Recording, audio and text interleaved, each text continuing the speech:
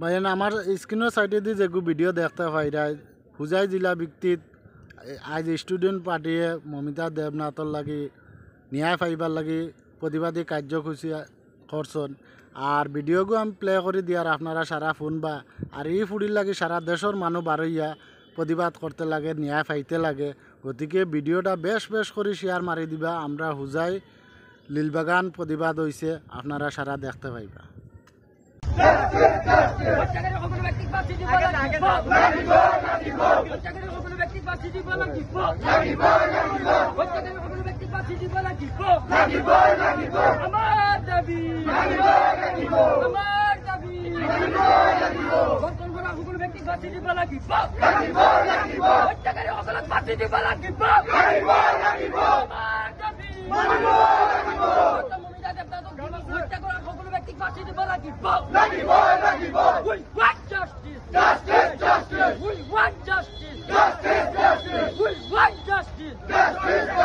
We want justice.